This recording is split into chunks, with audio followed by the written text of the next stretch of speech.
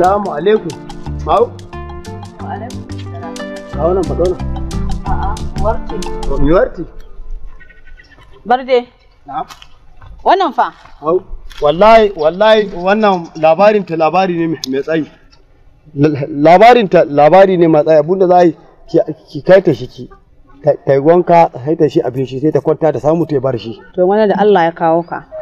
Ina jin ki. Tafiya gajeji da kwana 3 ba ta wa arda daɗi ba da mutanen gari.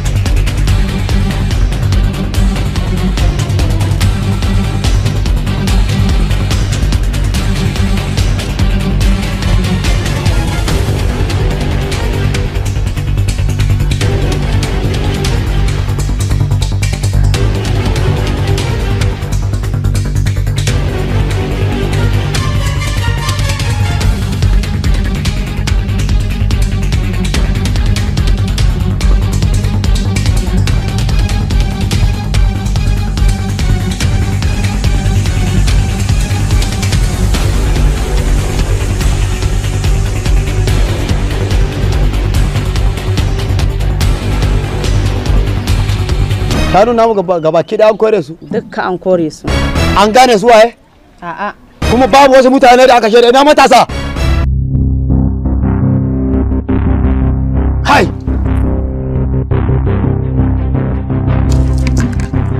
Ka tashi ki. Ka dawo.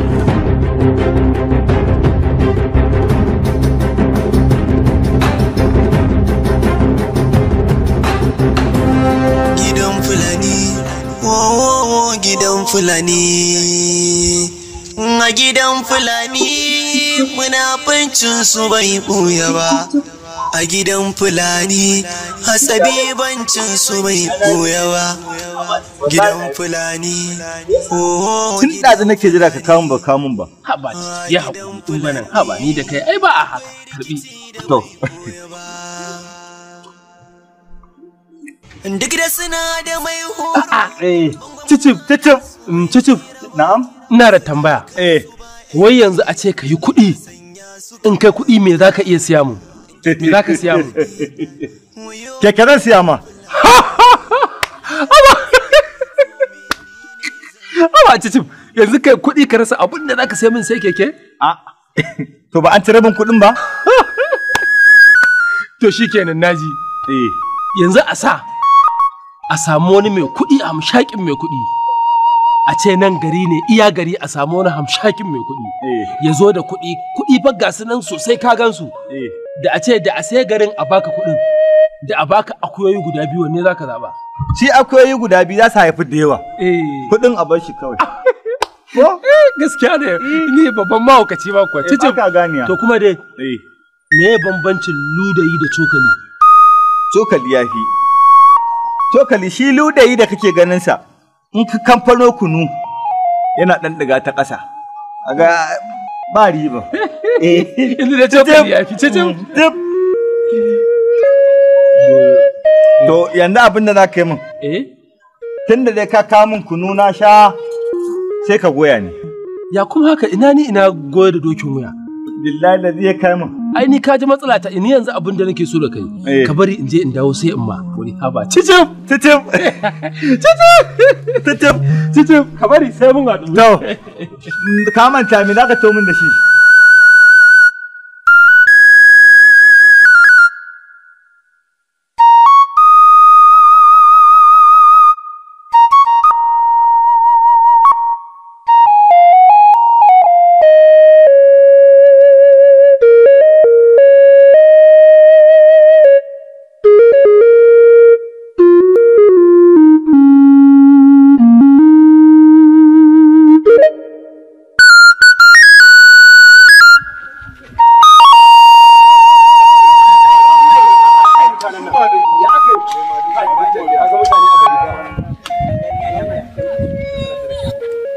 canza amma ban da kai kana nan a yanda kake kana nan a yanda kake kai har yanzu wallahi kwarai kwa haka nake Allah kyauta lafiya da ne kuma abun nan wallahi da ma kai muke je ne to alhamdulillah me yake faruwa lafiya kana wallahi ka san ne magana ba ta wuce magana taki gaskiya inda dai ka ga yanzu da magana ta fara gaskiya yana da kyau da ma mu zo mu ji yadda ake cika a magana kaga kuma gwara tun yanzu a yi magana kada a maimaita abin da ya faru bara don bara mun sha wahala akan takin nan mun sha wahala akan taki bara gaskiya to yanzu me kuke ganin sa wai ma dugu na'am wai ya kake ganin bana za su bada farashin takin nan to ai ba sani ba sai dai idan mun je ai lalle dai kam idan ba raba karamin wahala muka ci ba gaskiya ne kai matsala ta da kai malalaci ne kai a gurin noma ana magana taki amma kai magana ko ka bara baki kake yi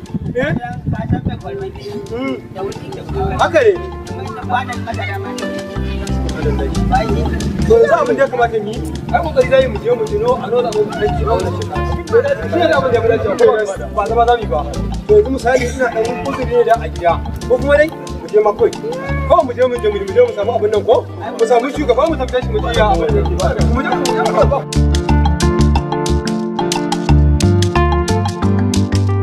ya kuma ka ayan nan kake ya kamata ka dan zubo min da dan ai kai bul ya kaji abin kai ai ba ka ga mutun yana abu ba sai ka ce a baka gata dawo ka ta wanke mutu ba dole kai ma ka dan abin nan ba a dole ka ka san ayab bana ce ai akwai dadi wallahi dole ka ci ayabul ya wallahi Allah Allah ba magana gashi ta ba ta iya soya aya assalamu alaikum wa alaikum assalam a'a majalisa lalle yau majalisar damu ta manya ce wallahi ka to ga ka ga bala sani sani tunanin me kake ne ba da Allah tunanin mutum yawa wato sha'anin yayin raba ne yake ban tsoro an taɓa mutum a rayuwarka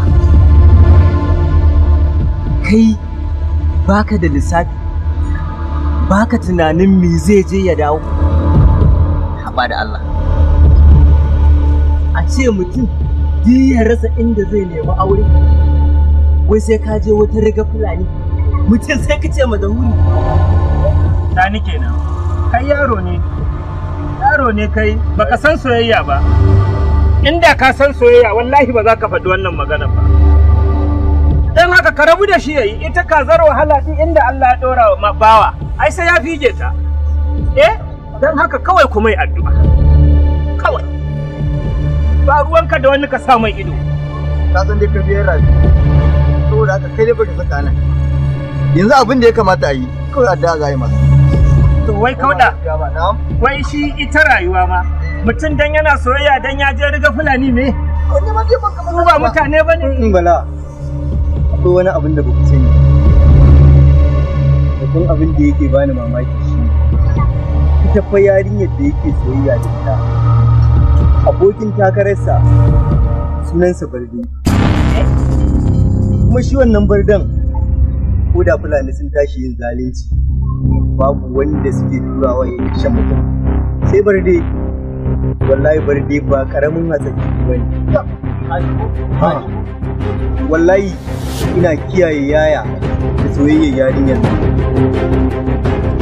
bari tsaya bardan da nake jin labari wanda a shaɗi in fulani suna so su kashe mutum shi suke kira a zo a yi bugu ɗaya kyau mutum shi wallahi Allah amin ku taya shi da addu'a kawai wallahi ni dai kai ne abokinsa kai za ka baya shawara ni dai na tafi addu'a ce tawa da dai mai gaskiya dai in ya ji jikinsa in bai ji ba ma dai jikinsa ne zai gaya masa kai Sani ita fa rayuwa da ka ganta kowa da inda Allah ya yi shi haka ne ko ba haka bane haka ne wallahi dan haka ka rabu da shi a'a ni yanzu abun babban guri na kai dai kuke tare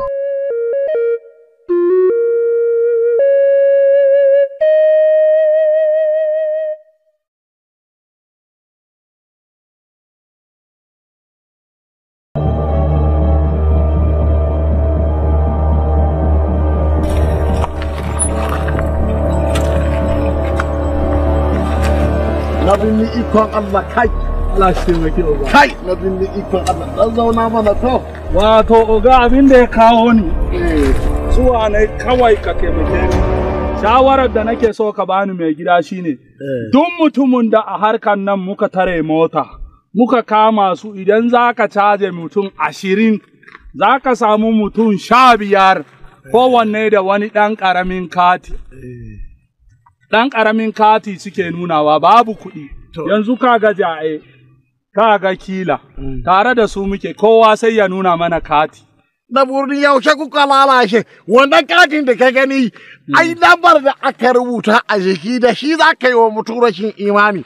Sai ka rubuta sunan shi a jikin. Ko? To, sai ka ga kuɗi suna fita kamar ruwa kawai far. Kurun! Shi ke nan. Kai ka zauna kawai. Kai mu rabu da yanzu fa muka rabu da nagge ko? Muka mai da mutane nagge ko? Gaskiya. To kuma shi ke na yau kuma me a babba ai shi ke nan yanzu. Kuma baba jan wuro ma ya ce a gaishe ka. Ka ce tsoho na nan. Wallahi ina gaya ma satun da ya wuce ya ba mu zabi guda 20. Da ni da kila da ja'e. Haka muka yanka su muka siyo gero muka zuba musu muka yi bajau. Haka ne wannan mai gida.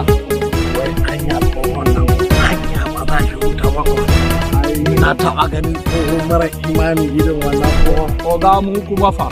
Yaya za mu sha. Ai da bari kai. Ni fa yanzu na gama lissafawa. Akwai abin da nake so in kai in na kai ko ba sai in musulunta ko sai in tuba sai in daina. Kaga ka taɓa duniya sai lahiran ma kuma sai a samu. Kayi 2 da 2 kenan. Gaskiya. Ka gani ko? To a yau gani ma ko a bayan na gana ɓuyan bi ka. Kai kana ji. Kai kana ji ko? Wai a ina ko ya samo bindigan nan ne mai da gida ne wannan ne mai rakata. Ba kai ne ka kawo mashi ba ni ne ya kawo mashi. Kuma na kawo. Ai harkan nake so ka buɗa min yanzu ba ka koya min zana kati ba ni ma sai in koya in kawo ma bundu wanda ɗiba ɗaya ka kwashe komi yawansu Allah wannan akwai bundu akwai na sani na san ka akwai kuɗi yau hoto ko a hoto ne kuma sai ba ka to shi kenan da yau kenan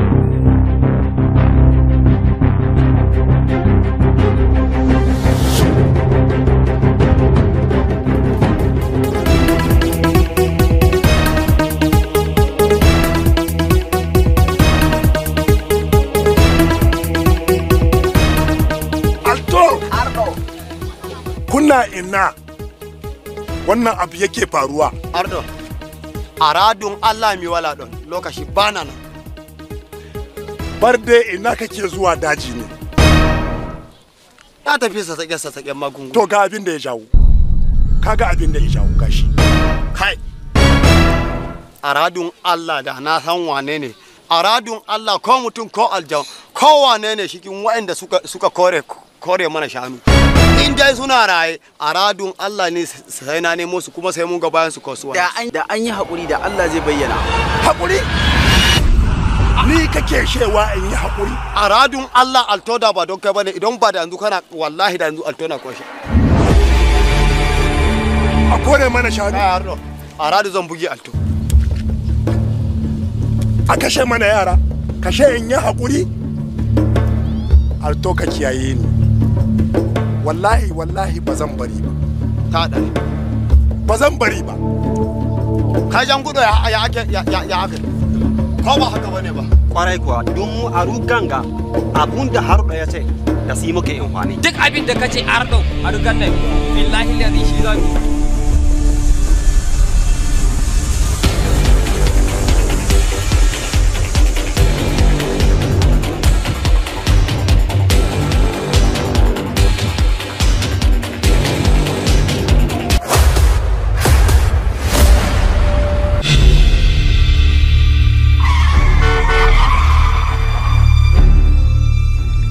Idan ma aure wahala ce, na zaɓi auren fiye da jin daɗin da nake yanzu ba tare da aure ba. Ta taɓa aure ta auri wani soja. Watan shi 3 aka kashe shi a faɗin Jos. Wato kina so ki ƙara samun baƙin cikin da ke tattare da nake nan yanzu? In ba ki faranta mare ba, kar ki samu baƙin ciki, kar ki ƙara mu baƙin ciki. Abin ya kai har da hukuma.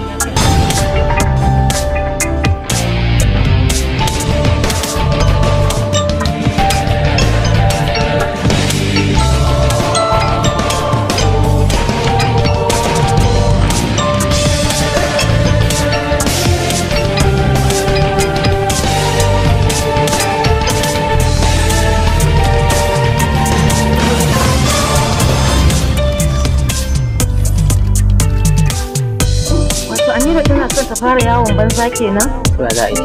Zina tana tarwatsa ta. Na san dai lokacin da wani saurayin ta dan iya sata lalle sai ta bashi memory card. Ina miki maganar yata, ke kuma kina mun maganar tsohon alƙawari. Ban gane in shiga mutum ba. Ku banki a nan ne? Kana goyon bayan Amira cewa ta kula maza kenan? Fatan yau dai za a rike ba dai ko.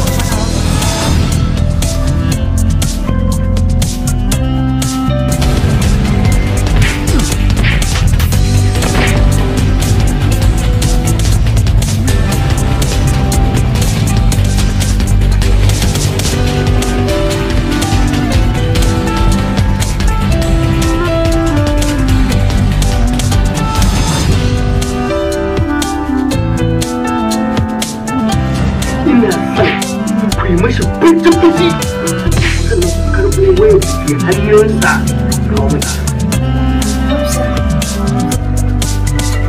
karki daga hankalinki ma abin alkhairin da shi ake gaskiyar magana wannan yaron prison ya kamata a tura shi. He's a very bad guy. Saboda muna cikin tashin hankali. Ina cikin tashin hankali. Ina cikin damuwa mai tsanani.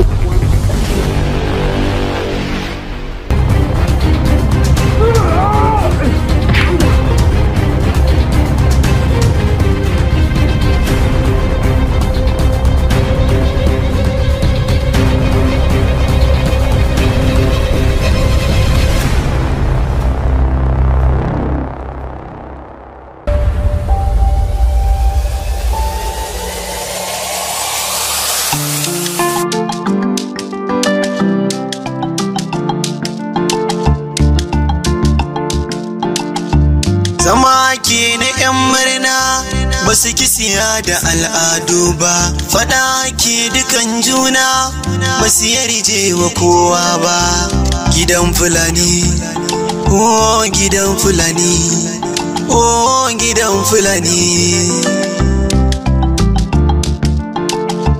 Makiyayan suna kuka, manoman suna kuka, basu san jaja a suna ba.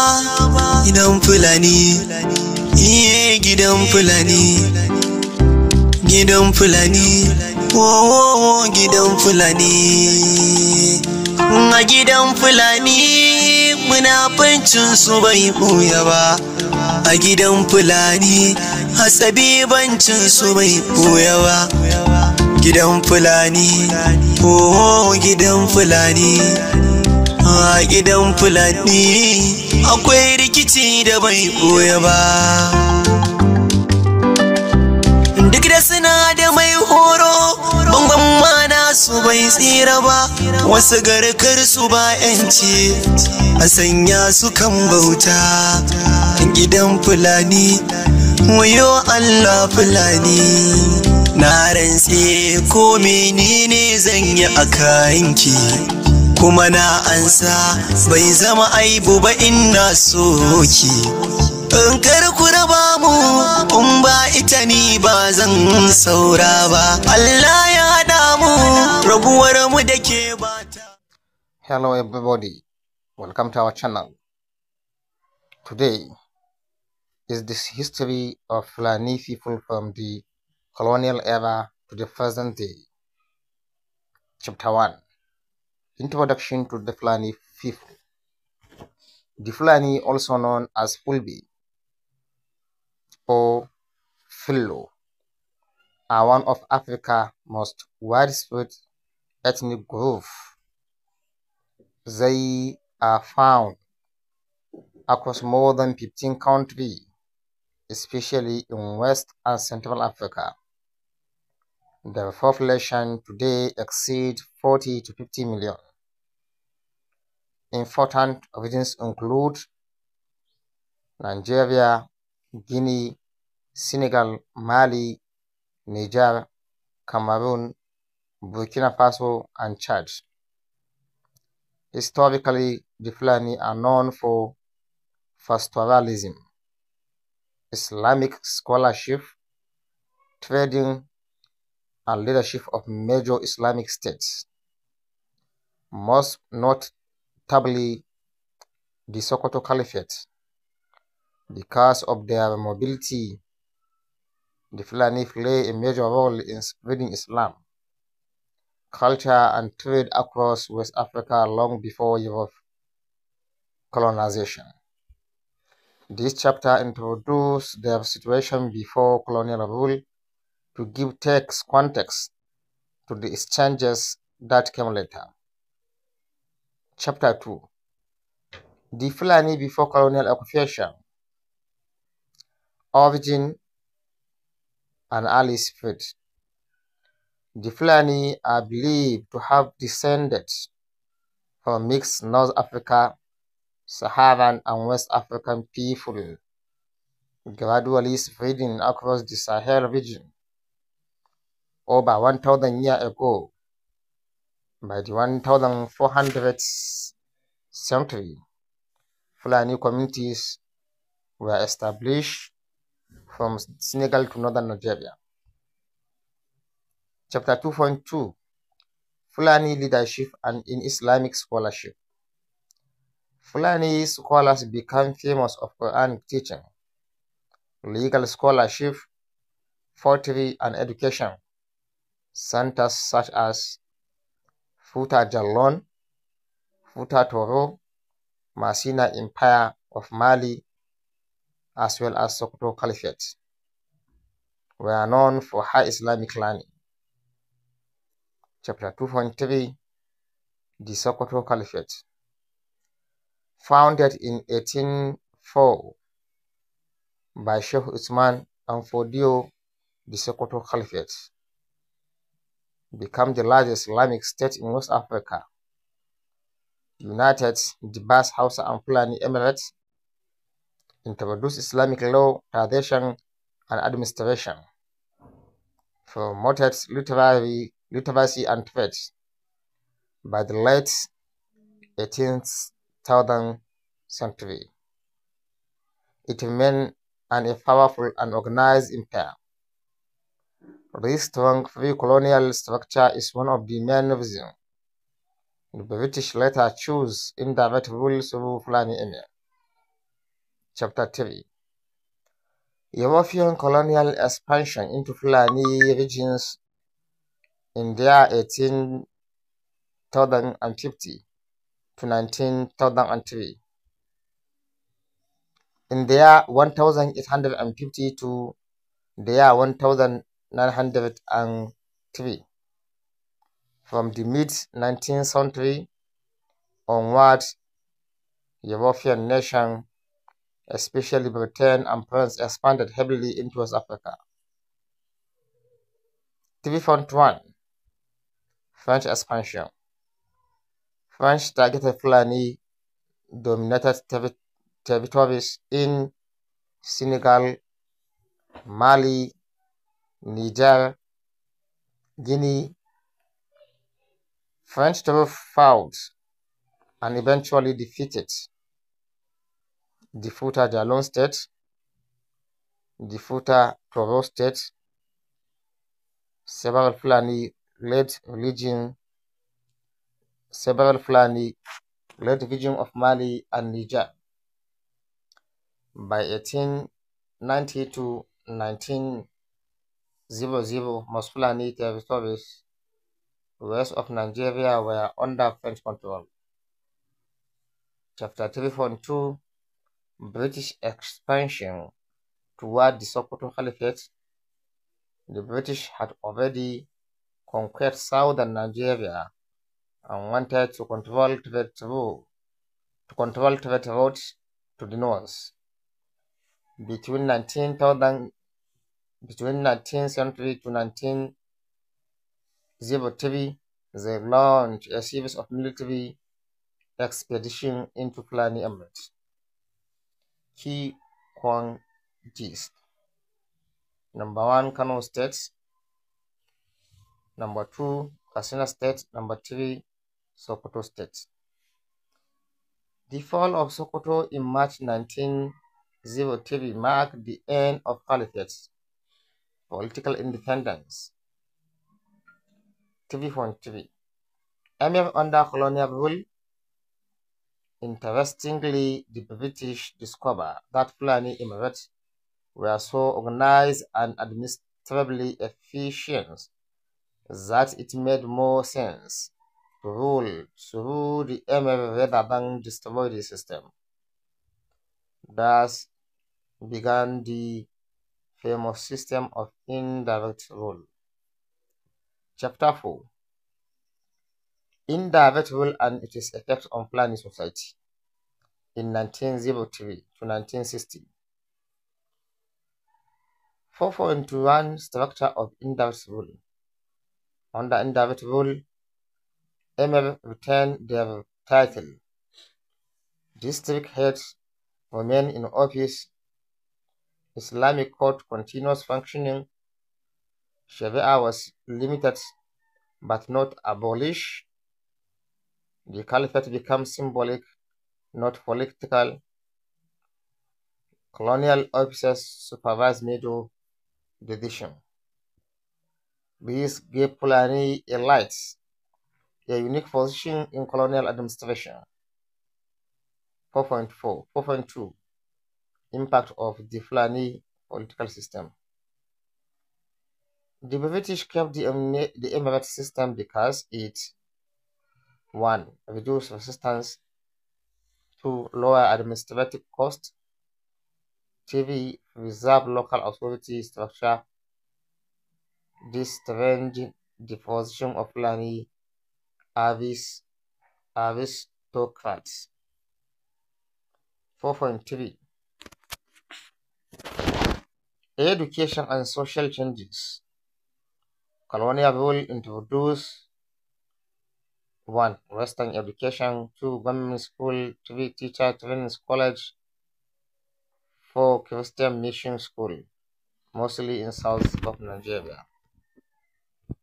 Fulani communities were initially slow to accept Western education due to concern about Christian influence, but over time many elites of families sent their children to school. 4.4 Economic transformation. Colonial policies affected Fulani's pastoralist. Grazing routes became restricted.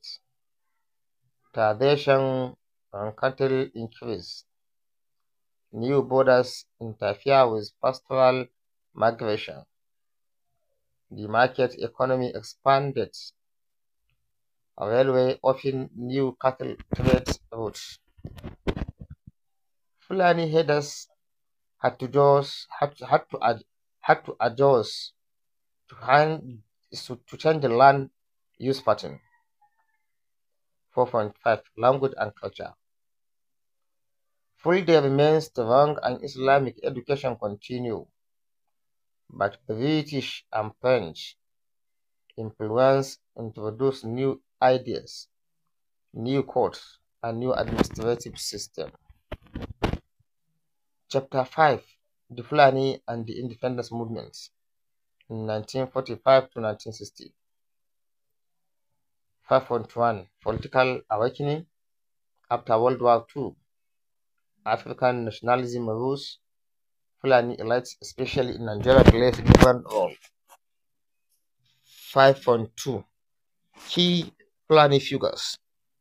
Number 1, Ahmadu Bello Sardauna of Sokoto, leader of Northern People Congress (MPC), Premier of Northern Nigeria. Sir Ahmadu Abubakar Tafawa Balewa, first Prime Minister of Nigeria. Their leadership helped guide Nigeria toward independence. 5.3 Fulani role in French West Africa. In French-speaking territories, Fulani intellectuals in Guinea, Senegal, and Mali participated in the independence struggle through A. Political parties, B. Trade unions, C. Pan-African movements.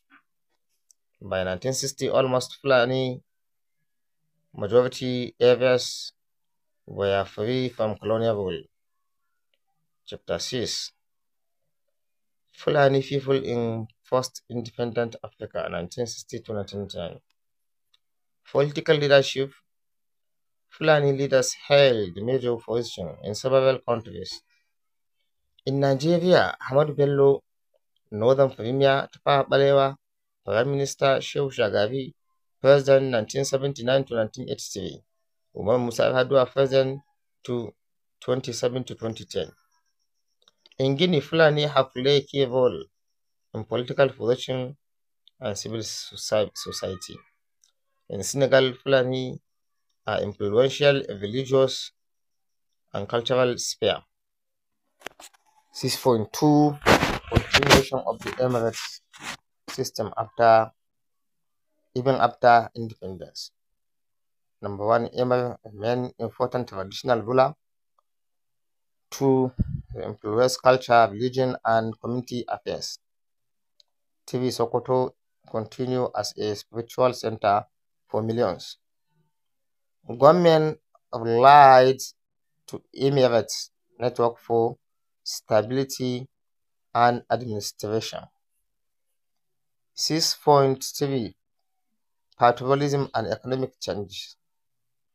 Fulani headers face a new challenge, which include number 1, agriculture expansion, reduce grazing land. Number 2, new national border restricted movement. Number 3, growing population, increase land pressure. Despite this, cattle herding remain a major economic activities. Number 6.4 Cultural continuity. Fulani culture, music, pottery, dress, and code of behavior called Fulaku remain strong. Chapter 7 The Fulani in the 21st century, 2000 to present. 7.1 Climate change and mobility. Climate change has reduced rainfall and drought upgrading areas in the Sahel. This spares many Fulani headers to migrate further south. Consequences include former header conflicts, tension with settled communities, competition for farmland and water. Most conflicts are economic and environmental, not ethnic or religious, but they often get wrongly portrayed. 7.2 Education and modernization. Modern Fulani families are becoming highly educated, which include teachers, doctors, engineers, lawyers, politicians, business professionals. There is a rapid urbanization among young Fulanis. 7.7 Stereotype and misrepresentation. Due to insecurity in part of West Africa, Fulani people often suffer from generalization or negative stereotype. However, the majority are peaceful patriotists, traders, scholars, and farmers. 7.4 Cultural revival. There is a renewed interest in Fulani language, cultural festival, literary work, traditional music, cattle exhibition, Fulaku ethic. Modern organization work to preserve Fulani identity while promoting education. 7.5 Fulani influence in modern politics. Fulani individuals continue to contribute to government, diplomacy, peace building, businesses, academia.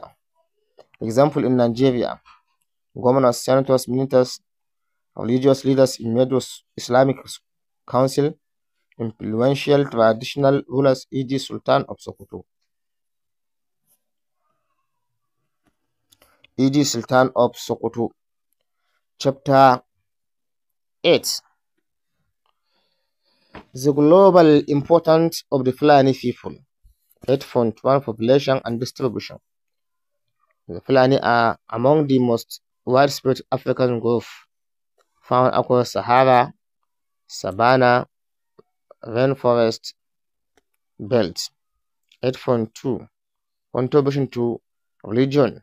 Fulani scholars play a major role in Islamic learning, Quranic education, Islamic jurisprudence, Sufi brotherhood, especially Tijani and Qadiriya.